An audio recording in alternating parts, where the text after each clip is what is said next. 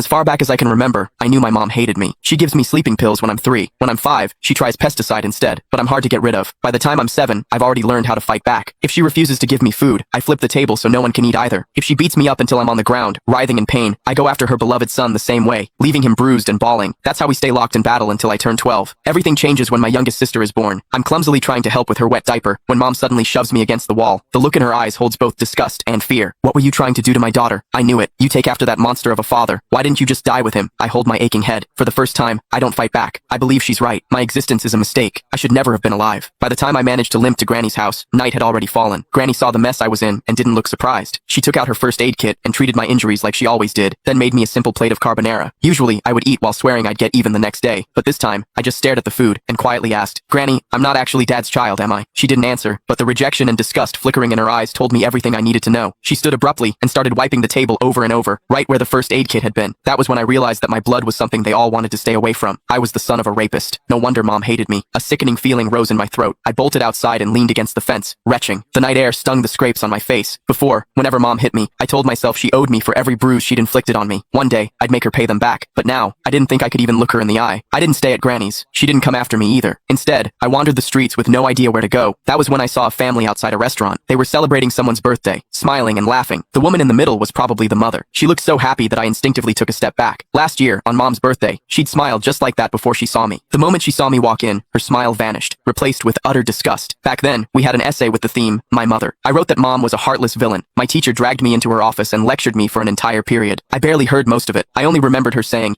"No mother in this world would ever stop loving her child." I believed her. I saved money from collecting recyclables and bought my mom a birthday cake. I just wanted a hug, the same kind she gave my brother, Casper Willis. But her frigid expression was like a stab in the heart. I felt like a fool, standing there with that cake in my hands. Anger overwhelmed me. When no one was looking, I went out and caught a couple of frogs in the garden. Then, I hid them in the cake. I could still remember the way she screamed when they jumped out. Back then, I felt a twisted sense of satisfaction. I thought she didn't deserve to be a mother. I thought she had it coming. But now, I know the truth. The one who didn't deserve anything was me. My existence itself had hurt her. As I watched that mother's smile through the restaurant window, I made a decision. This year for mom's birthday, I would give her a gift she would truly be happy with, one that would free her completely. I decided to die. Once that thought took root in my mind, my steps felt lighter. I even started planning how to do it without troubling anyone. I needed to do something that wouldn't leave a mess. But before I could carry out my plan, a patrolling officer spotted me and brought me home. Mom answered the door. As the door shut behind us, I stared at the floor, unable to meet her eyes. Her icy tone sliced through the air. "Why didn't you just die out there?" I almost snapped back, but I forced the words down before they came out. Still, as I stared at her back, I couldn't stop myself from asking, what would you do if I really did die? Would she be the least bit sad? "If you've got the guts, hurry up and do it. I'd celebrate." She walked straight into my siblings' room.